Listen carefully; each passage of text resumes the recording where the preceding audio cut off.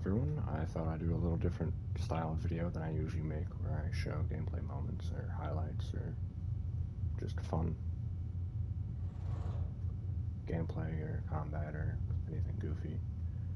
And I thought instead I would make a video showcasing one of my character's builds in Fallout 4 and do a overview and breakdown of stats, weapons, armor, all of that, and how they work together, how they build off each other. And this isn't exactly meta or anything like that as far as I'm aware. This is kind of just what I think is fun, and I thought I'd share it. So what my character looks like. It looks a little unorthodox or goofy, but I'm doing it largely for the stat effects. And I do actually also like the way I customized it with free Creation Club content and other factors. So I'm going to start off with special stats and then move into perks and then show the perk chart, and then I'll move into armor and weapons after that, and then after weapons we will move on to combat examples. So special stats, we're going to start off with, I have a 20 in strength, which in certain examples I've seen it go up to as high as 25. Perception is 9, endurance is 17, charisma is 11, intelligence is also 11, agility is 10, and luck I only have at 3. My character is level 102 with 1,169 HP and 170 AP. So moving on to perks, I usually get the Aqua Girl or Aqua Boy perk depending on the gender of your character. The armor one's a good one to have if you want to be able to fully customize your armor like I do, or just in general. Being able to access rank 4 armor mods is really helpful. Astoundingly Awesome 1 is also one I recommend.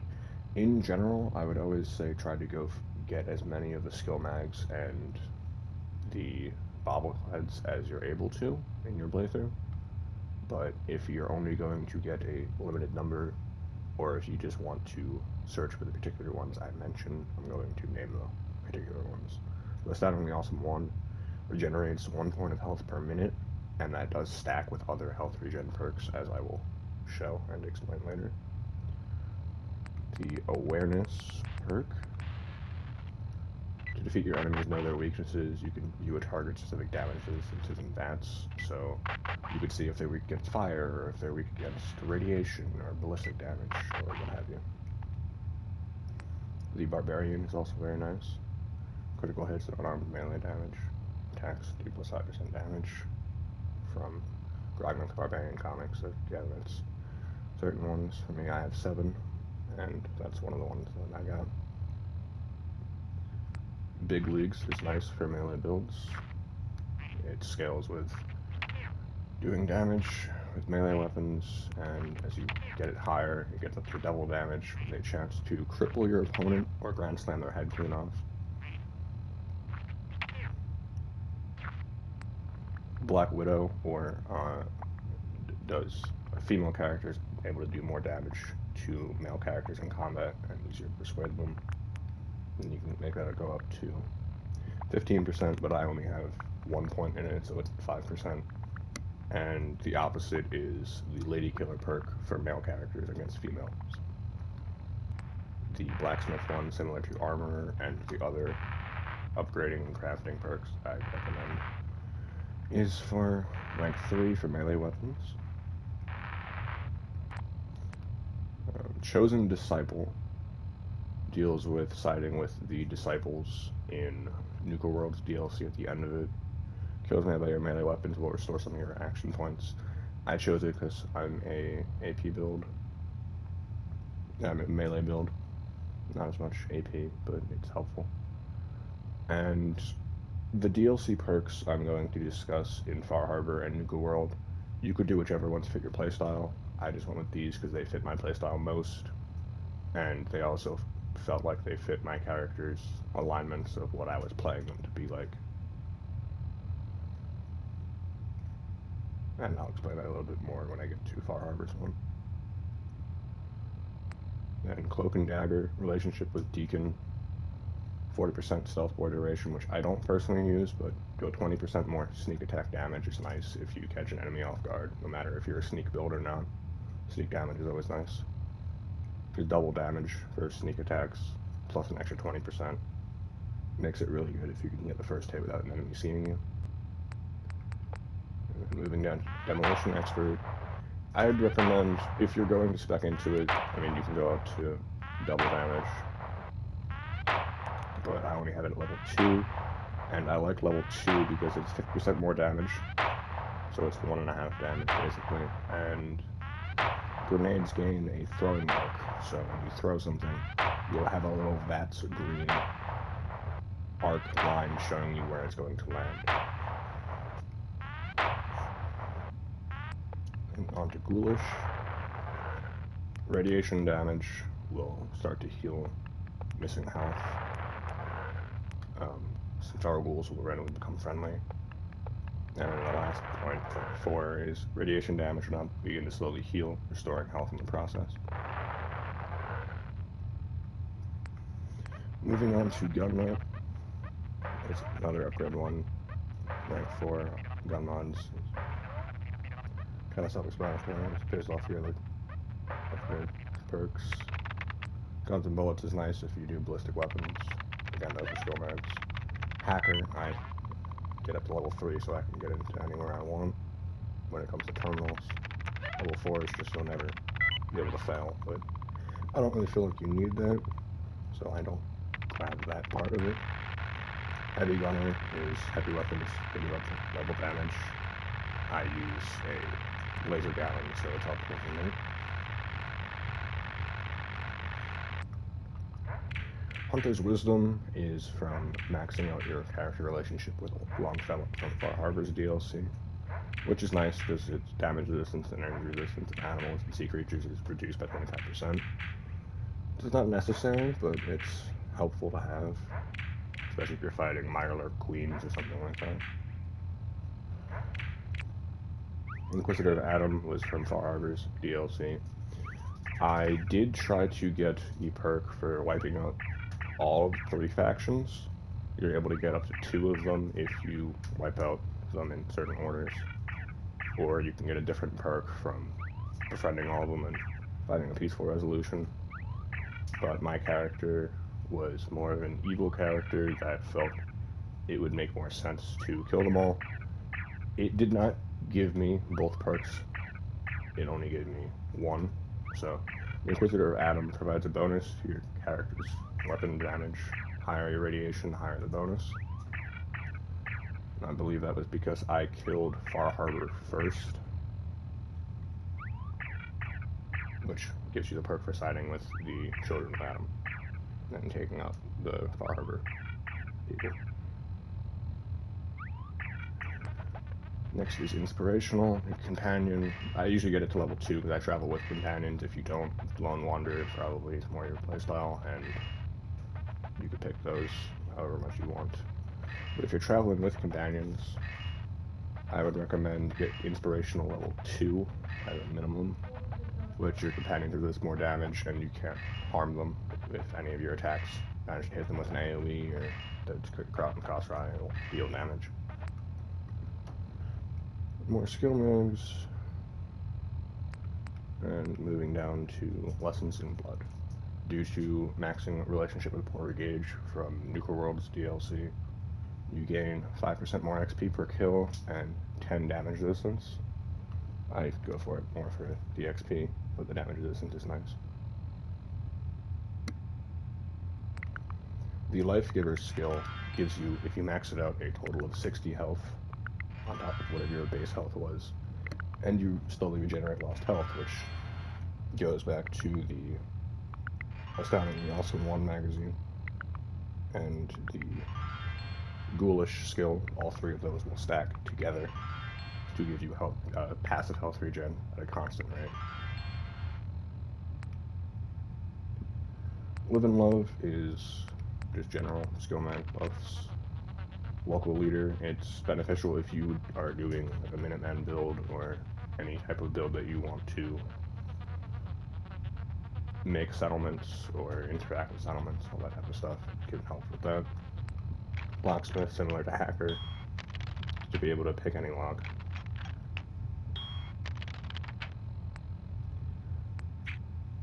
Nerd Rage.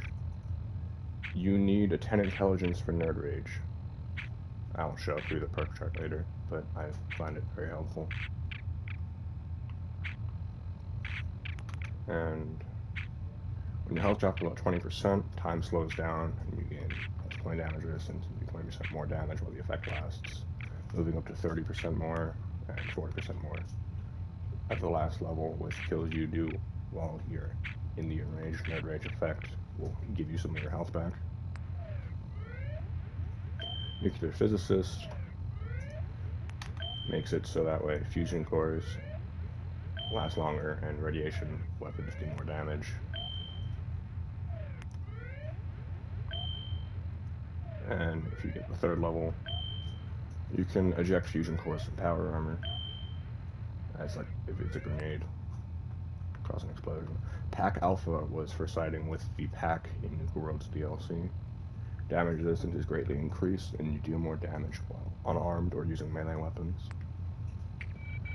Robotics Expert lets you the option to hack a robot to turn it either as an ally or just as a combatant that will not deal damage to you. Rooted is strength level 10. Standing still, you may automatically disarm enemies that use melee weapons against you. And you'll do 50% more damage resistance, and melee or arm attacks do more damage. What I'll do is I'll run up to someone and I'll stop and I'll stand there for 5 seconds or so, and then I'll swing for that effect to proc. And then motivationally moneyless. You may not want this one. It's a skill mag, so I recommend picking it up, but you may not just want the effect. I travel with no caps since I got it, since I unlocked it at around level 90 something. So around 12 levels prior, and by that point I'd bought most of the things I wanted, so caps don't really mean much to my particular character. But if you're doing this at a lower level, or you just simply want to still have a lot of caps, you may not want this one as much. But if you are going to do a similar playstyle to me, at the highest tier of it is when you have less than 100 caps on your person, and you gain a +3 to strength and endurance. So science is good for modifying energy weapons, and I think also radiation weapons, but definitely energy weapons as it shows a laser gun. And there's just another crafting one like all the other ones. Scrapper makes it so when you scrap and salvage equipment, you'll need more components, which will help with building stuff or upgrades. Solar powered is 2 to strength and endurance between 6 a.m. and 6 p.m. And you will get radiation healed by sunlight and health regenerated by sunlight. Strong back is helpful for I'm a strength build, and I carry a lot of stuff, and I pick up everything my character has lying around when I'm exploring. So it increases your carry weight up to 75 more than you started when getting this perk. You can use your AP to run at your walking pace. You can fast travel with it, and running costs 50% less AP when you're over-encumbered. Tesla Science, energy weapons, again, skill mags. I found 7 of them. Energy weapons do more damage, or different buffs like that. Trigger Rush, maxing out a relationship status with Kate, makes your AP generate faster if your health is below 25%, which stacks with Nerd Rage, because they both proc at about 25% health. And then Unstoppable, I found 3 of those. Gain a 1% chance to avoiding all damage of an attack was one of the ones that I found. And Vans. While tech guide you, path to your closest quest is displayed in bats. And these are my actual tree. Vans, I did not get level 2. I was waiting to get perception to 10. But level 2 of Vans is a +2 to perception, which I did on another character, and when you have a 10 perception and you pick that up, it will bring you to 12. So big leagues in strength is level 2, armor is 3, blacksmith is 4, heavy gunner is 5, strong back is 6, rooted is 9, so it was not level 10 like I had said before. That was my mistake. And endurance, life giver is 3, aqua girl or boy is 5, ghoulish is 9, and solar power is 10.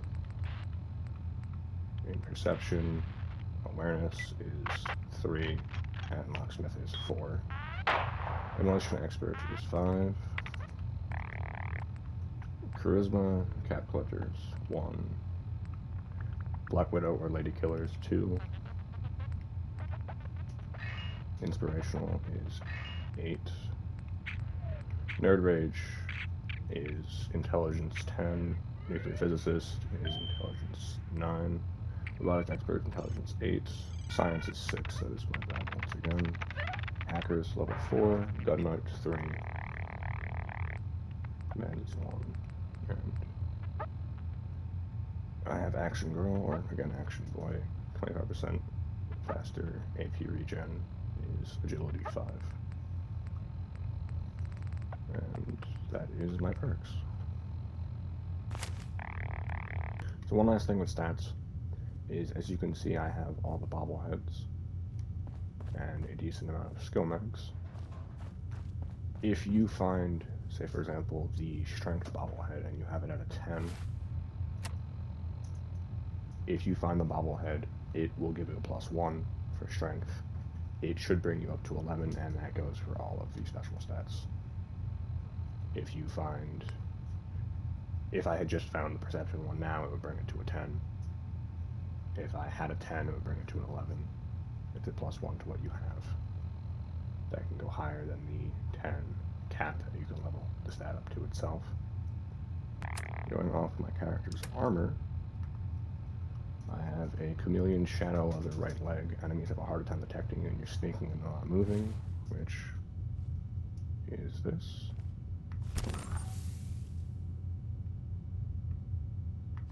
Activates like a stealth point effect on that cloaking. Champion left arm, which is a 1 strength and endurance. A lot of my legendary gear is randomly generated weapons and armor, but you can buy this. I found a level 5 character who was able to buy this off an armor merchant. I was wandering around traveling the wasteland. Fortifying improved operator legs is +1 to strength and endurance. Fortifying iron helmet. So this, as you can see, is a Skyrim helmet, which I got from a Creation Club pack when it was free in Creation Club. If that ever goes free again, I'd recommend picking it up, if that's your thing. It started out with a 1 to strength, I believe, and I upgraded it for strength and endurance at the modification bench. If you don't want to wait, or you don't want to buy from Creation Club, that's fine. You don't need this. You could put on any other helmet or headgear you wanted. And I'm not necessarily endorsing spending money on Creation Club. Everything I've ever gotten from them was when they were free, because that shop will alternate periodically of what is free. Usually it's skins or paint designs. Brognac costume from the Hubris Comics building increases the wearer's strength and melee damage. Unyielding Brotherhood of Steel combat right arm is a +3 to all stats when you are at 25% or less health. Another thing with the Unyielding Brotherhood armor, and I have the +3 to all your stats, 25% health. That stacks with Nerd Rage and Cage Perk, so 25%, I have all 3 of those activating at the same time. and the Grognak costume is from that Creation Club quest. I mean, the helmet, not the Grognak costume. They are found at the same building. They both interact with Hubris Comics, so when you're going to get the Grognak costume, you can also work on that quest. That gives you the Iron Helmet from Skyrim and the Iron Sword, if that's something you want. So moving on to gear, the Aeternus is a Nuka World weapon with the unlimited ammo capacity modifier for a weapon that is usually RNG, and just means that instead of pulling it from your weapon's magazine, it pulls it from the total that you have. With the Aeternus in particular, it is a laser gatling that uses fusion cores, and will instead make that fusion core last forever. There is a slight catch with this, in that when you add fusion cores to your inventory, it will take all of them. So and if I go to ammo, they're all drained. It drains them 100%. If I found another one, it would add to that. So if you're going to use a weapon, you should want to store it separately from all your other cores, and put the drained ones elsewhere. And you can't fire the Aeternus without those cores. So there is that little workaround you have to deal with. And if you're using power armor, you probably will not want to use the Aeternus, as people have talked about online from what I've seen of it'll just take all their power armor cores and use it. So if you're going to be using power armor, you might just want a different laser gatling or a different weapon entirely. But I don't use power armor that often, so it works out for me. And the Aeternus, as I said, infinite ammo. The energy weapon bonuses 48 damage because I made it fully automatic. It starts out shooting slower for like 200 something damage, but shoots at a significantly slower rate. I wanted to be full auto, so I can just fire and forget. The Aeternus Judgement is from the Far Harbor DLC, and you gain it from the Witch Hunt quest with the Confessor when working with the Children of Adam. And I equipped it with a stun pack. Due to all of my stats, it is 487 strength, 66 energy from the damage from the stun pack, and a 750 for a total of 850 radiation, which scales up Nuclear Physicist of double damage, and Rooted, and Big Leagues, and all of that for melee damage. So I can usually 1 to absolute maximum 3 hit enemies with this weapon. And another thing with the Aeternus, I realized I did not cover how to get it. I'm just going to loosely talk about it. So the Aeternus, when you're in Nuka World, working with the Raiders in particular, you will eventually get periodic notifications. There's a distress signal, I believe, or some form of radio signal. You tune into that, and you are told to go and talk to Fritsch, who is in the Nuka-cade arcade. And I did 6 of those until the Aeternus shows up. I believe you have to do at least 5 for it. Maybe 6 is the minimum. And you go into the arena and you fight someone in the bumper car areas that you start Nuka World DLC, and then fighting the previous overboss.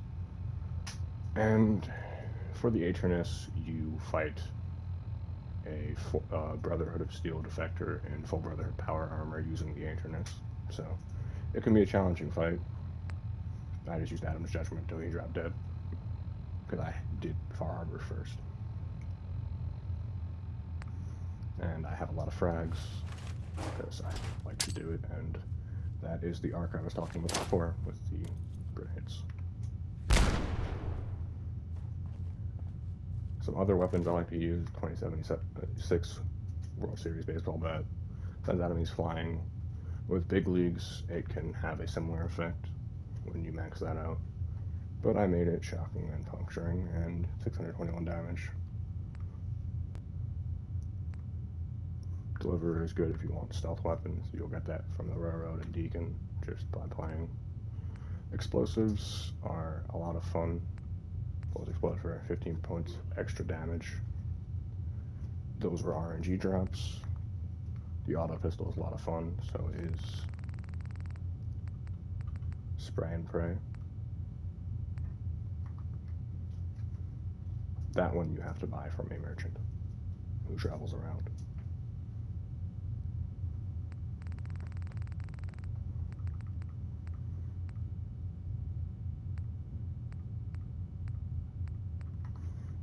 I found a Kneecapper rocket launcher, or missile launcher, I should say, which is 20% chance to cripple target's legs, and I upgraded it for a quad barrel and get the sight so it homes for the, and I quote, fire and forget modification.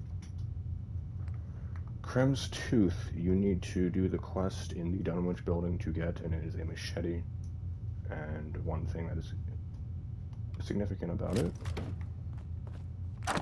is you can actually take off the modifier itself.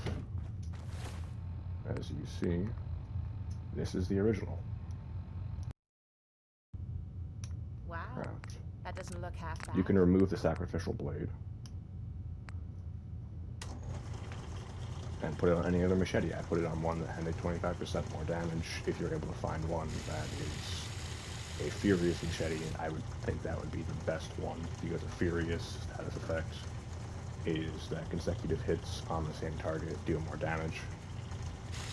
And the sacrificial blade is targets bleed and are poisoned with exceptional damage, and it raises this from a 207 to a 377 with the bleed effect.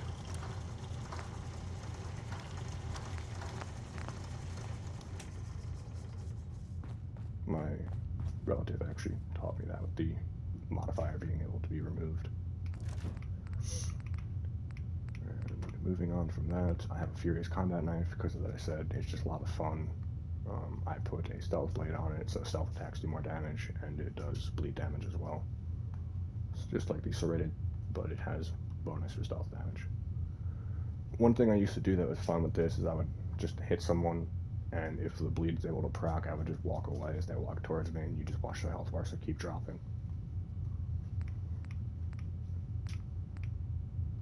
Nuclear Steel Sword, just like the helmet, was from that Creation Club pack, and I made it radiation, a nuclear blade for radiation damage, scaling off my perks.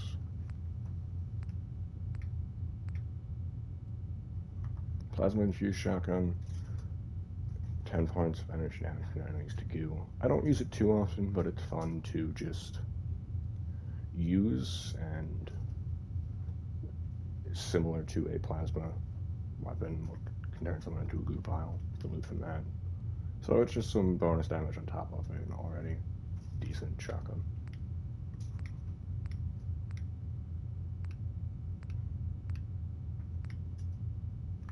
Skipper's Last Stand is from Far Harbor, and you get an RNG quest to fight this beast that old Longfellow had failed to defeat a long time ago.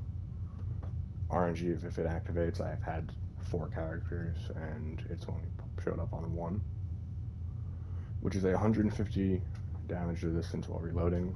I will showcase that later in the combat section, how that looks compared to not having the weapon reloaded and using a different weapon, and just showing how much damage I'm dealt in a similar period of time. And given that it's a single shot weapon, you will be reloading it pretty often, and it's also a decent lengthy reload, so that damage resistance can be helpful. Ladder Cannon is a Furious effect for a machine gun, which, if memory serves, is from Nuka World. Survivor Special is looted around the old CIT building, I believe. one of the buildings around there, or a campus near that, had that in the basement. And it does more damage the lower your health is. If you want to use that in tandem with the armor piece I mentioned, which was also RNG, if you're able to find one like that, or even just Nerd Rage and Kate's perks, could do a lot of damage comparatively to without it. And two-shot weapons are a lot of fun if you're able to find an RNG version of one. And I keep saying RNG, those that don't know. A random number generator, so it's a purely by chance whenever I say RNG. Two-shot sniper is an additional projectile from two-shot, so those are always fun. I managed to get a two-shot laser musket very early on, and I generally used like a shotgun with the beam splitter, but I also customize it to be more like a sniper later on, so I have footage of both. It's very good either way, and you can get a 6 crank, so it does a lot of damage if you are able to level it up later. And those are most of the weapons I alternate with. Here is some other armor pieces that I have that I don't frequently use, just like some of the other weapons I was showing, but they are nice if you're able to randomly come across them. Anything with the destroyer modifier is increases Warrior's movement speed by 10%. It's fun. Make you go faster, attack faster, and all that. Temporarily slows time during combat when you're at 20% or less health, which can stack with Nerd Rage. So, an additional 5% less. You'll gain more slowdown time. Fortifying, as explained before, is strength and endurance. Free fall prevents fall damage. That one is a set location in the Arc Jet Systems building, I believe. You have to parkour to the very top either using a jet or exploits or a jetpack with some jet or nuclear quantum or anything like that for fast AP regen. And yeah, captains have movement speed increase of 10%, which again stacks with the other armors. Gain higher stats, the higher radiation from rad powered. Different things you can do. More unyielding. They all scale off each other, and equipment all stacks. So here I'm just speeding it up to show you the health effects of all my passive heals, healing me without me using any form of chems or healing items, just to show you how effective those 4 healing perks are. This was on a prior save of a character where they were around level 92 instead of 102, so about 10 levels higher. And in total, this healing process was around 3 minutes and 14 seconds, 3 minutes, 30 seconds, somewhere in that ballpark, which I figured I would show the footage sped up so you can see the health increase and it not take very long. This clip is also similar. I figured I would show how effective the healing properties are of repairing broken limbs, where I'm trying to purposely cripple my character's legs and show you how long it takes for that to heal and start walking normally without, again, using any sort of stim packs or aid.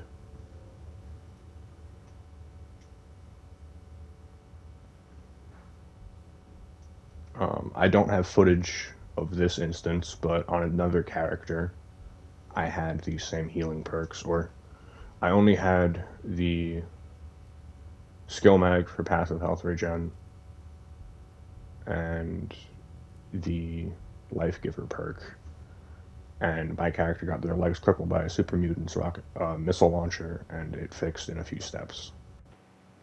This clip is to show how fast the radiation healing and it fixing my health can be when not using any form of meds. You can see the red bar radiation damage gradually just ticking away until it's gone.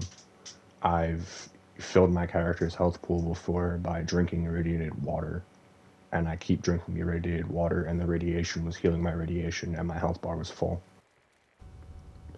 This clip is to show the effects of the Skipper's Last Stand and how the damage resistance by 150 on top of my normal health affected it. This is me trying to showcase how long it took them to kill me without that effect, and then followed up by with that effect, where I'm just shooting the Aeternus in place and my health is dropping down, versus when I use Skipper's Last Stand, how quickly my character died, or how much longer it took comparatively. So you could see it varies a little bit in these clips because they don't use the same amount of grenades. Some enemies shoot me more, automatics may hit me more, stuff like that, but there is a difference when multiple machine guns are hitting me at once, with or without that effect active. Like, without the effect right there, my health would be dropping a lot faster given I'm being hit by a lot more machine guns.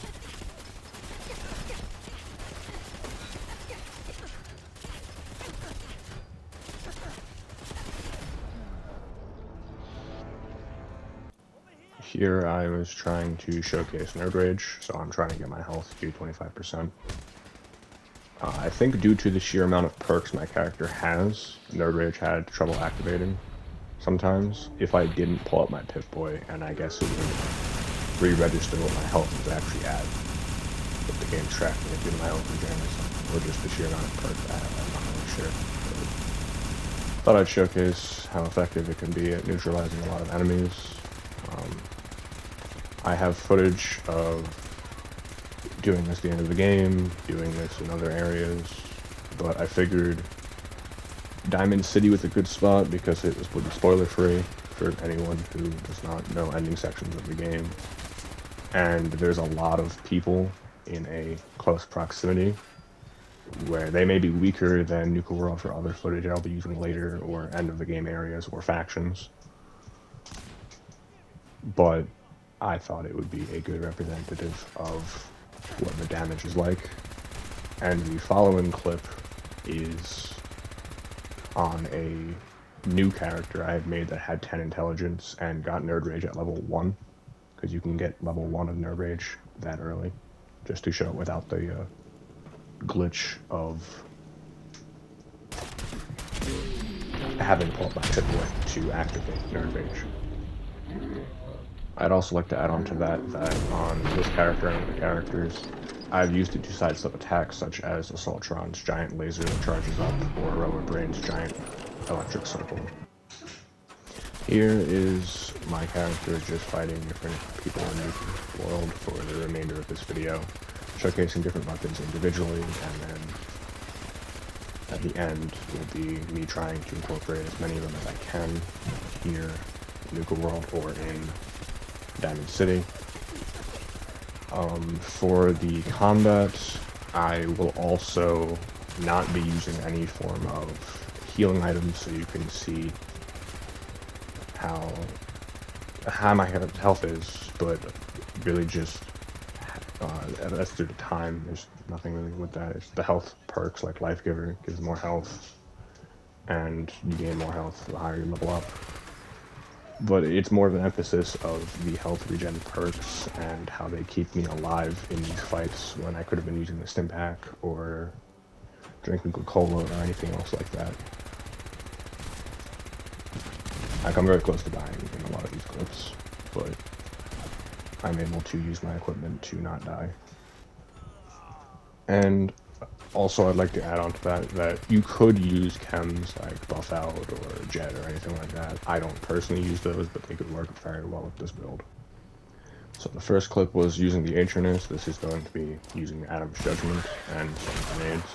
Frag grenades, not fragmentation or frag merge, just the normal fragmentation grenades, not the smart frags. other ones, the fragmenters. Just because I have more fragmentation grenades than anything else. That's what I mainly use.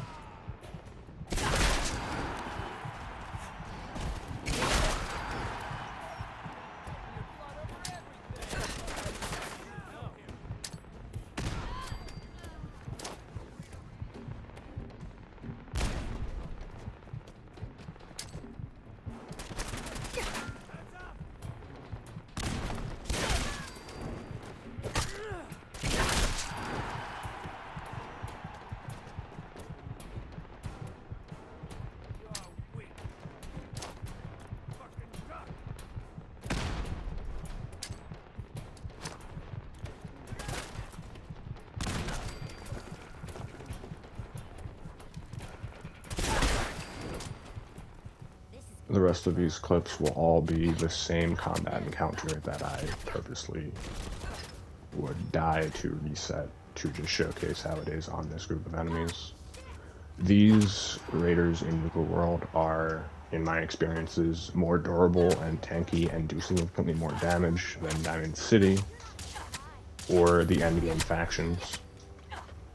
I come closer to dying a lot more often against these guys, so I figured they were the best group of enemies to fight to showcase the build. There, my dagger kept getting blocked, so it wasn't doing damage, but it's authentic, so that's something to get used to when using melee builds. That was a Furious Combat Knife, and this is the 2-shot laser musket that I have configured for the sniper configuration that I was mentioning earlier. Longer accuracy and without the beam splitter to fragment it more towards like a shotgun, like I also mentioned, which should be the next clip.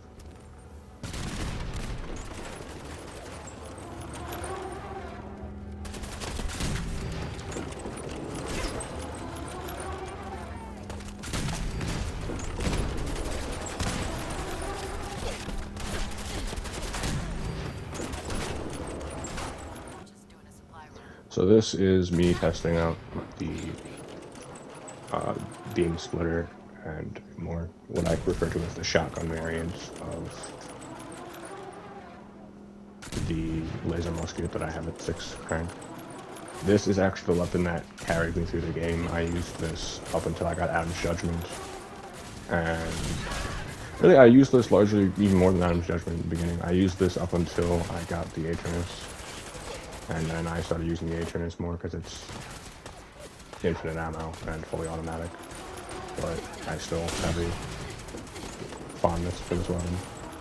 Right there, I was trying to crank it and reload it, but the Colonel Gutsy, or Mr. Gutsy, kept getting in the way, so I was trying to hack it due to hacker perk. So that is one thing I also thought I would leave in to show that the inputs can get overlapping at times and do something you don't want to, so that's a caveat there.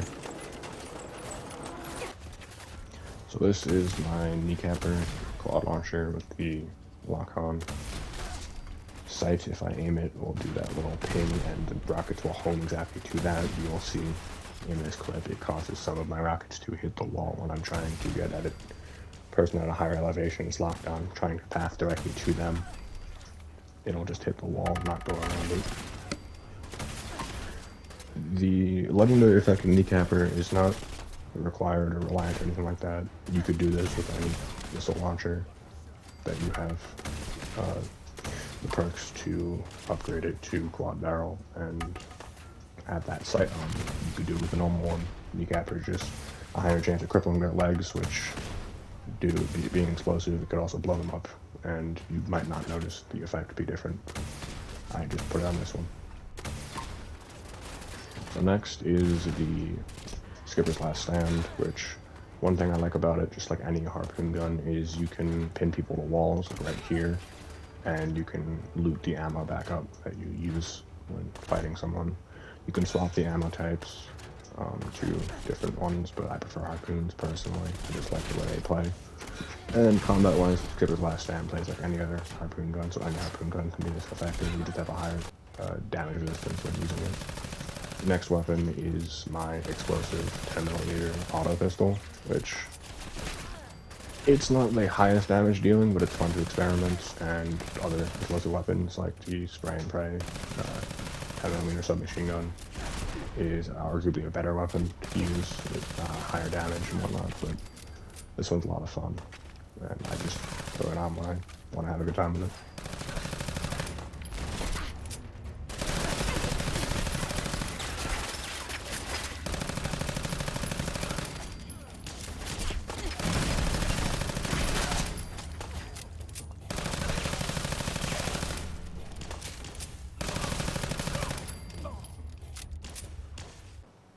Last is my radiation sword. I believe Shem Down's sword is also good with that, because I believe that also has radiation damage, and that's a set quest item with a quest from Nick Valentine. But this is just showing it off in Diamond City, as I one-hit the Diamond City security. So this last clip, the end of the video, is me compiling some of the weapons I discussed prior, and just trying to get it all into one combat encounter and one fight. And I start off with the Furious Combat Knife, move on to the explosive 10mm auto pistol, followed by the 2-shot laser musket, which, if you're not able to find a 2-shot, the normal ones are arguably equally effective. They're very fun to use, and they're always good, no matter legendary or not. Moving on from that is followed up by Krem's Tooth, Adam's Judgement, and then the Aeternus. And then I was able to get Nerd Rage 2 activated at the end, so I did like a little celebratory full auto shoot, because two reasons. I wanted to showcase how fast you can shoot the Aeternus in slow motion, with it being upgraded like that. Other miniguns are the same, and to kind of re-emphasize the amount of damage you could deal in that slow motion period of time if you were hitting a target. And also, I just simply find it fun to shoot like that in slow motion. Then I show how much health my character had left over, and that's really the end of it. This video ended up being longer than I ever planned it would be, and I appreciate anyone who watched the whole thing, and I hope that it's able to give you some ideas for your builds or playstyles, even if they're not at all like the ones I have. I think that I showcase what I have and some strengths and weaknesses of that, and I hope that they're able to help you either enjoy the game or maybe enjoy my builds, or just brainstorm your own. And at the end of it all, I hope you have a fun time playing and a wonderful day. Thank you for watching.